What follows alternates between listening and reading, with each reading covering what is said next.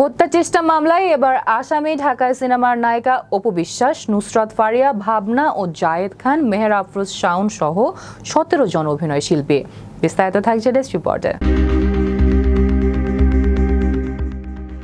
বৈষম্য বিরোধী ছাত্র আন্দোলনের সময় প্রায় 2 সহস্রাধিক মানুষ নিহত হয়েছেন।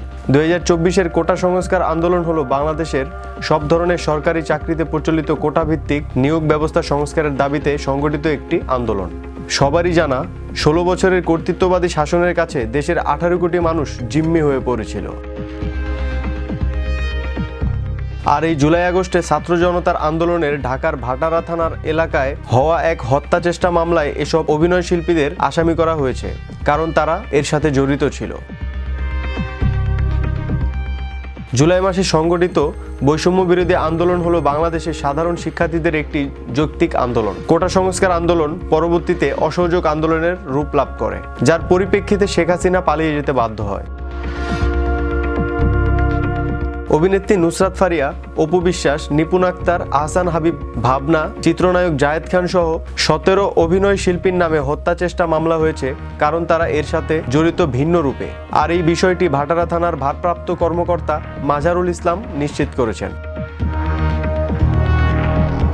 মামলার নথিপত্র পর্যালোচনা করে দেখা গেছে, সাবেক প্রধানমন্ত্রী ও আওয়ামী লীগ সভানেত্রী শেখ হাসিনা এবং তার সরকারি সংশ্লিষ্ট 283 জন অজ্ঞাতনামা 300-400 জনের বিরুদ্ধে ঢাকার সিএমএম আদালতে মামলাটি করেছেন এনামুল হক, আর তিনি হচ্ছেন এর সবচেয়ে বড় সাক্ষী। জুলাই আগস্টে ছাত্র জনতার আন্দোলনে ঢাকার ভাটারা থানাধীন এলাকায় হওয়া এক হত্যা চেষ্টা মামলায় এসব অভিনয় শিল্পীদের আসামি করা হয়েছে। এসব আসামি বৈষম্য বিরোধী ছাত্র আন্দোলন দমন করার জন্য বিপুল অর্থ ভাণ্ডার নিয়ে দাঁড়িয়েছিলেন। 2024 সালের 1 জুলাই কোটা সংস্কার আন্দোলন শুরু হয়। বাংলাদেশে কোটা সংস্কারের লক্ষ্যে 2024 সালের 1 জুলাই থেকে 4 দফা দাবিতে বৈষম্য বিরোধী ছাত্র আন্দোলনের ব্যানারে আন্দোলনকারী শিক্ষার্থীরা লাগাতার কর্মসূচি দেয়।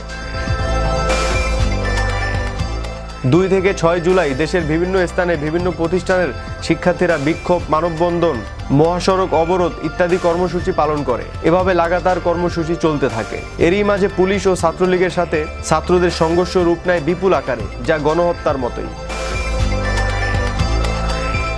এ সময় অন্য আসামিদের ছোড়া গুলি বাদী এনামুল হকের ডান পায়ে লাগে। গুলিবিদ্ধ হয়ে সঙ্গে সঙ্গে অজ্ঞান হয়ে রাস্তায় পড়ে যায় এনামুল। এই মামলাটিতে আসামির তালিকায় রয়েছে অভিনেত্রী সুবর্ণা মোস্তফা, রোকেয়া প্রাচী, সোহানা সাবা, মেহের আফরোজ, যৌতিকা জ্যোতি, চিত্রনায়ক সাইমন সাদিক, আজিজুল হাকিমের নামও। এসব আসামি বৈষম্য বিরোধী ছাত্র আন্দোলন দমন করার জন্য তখন বিপুল অর্থ যোগান দিয়েছে বলে মামলায় অভিযোগ করা হয়।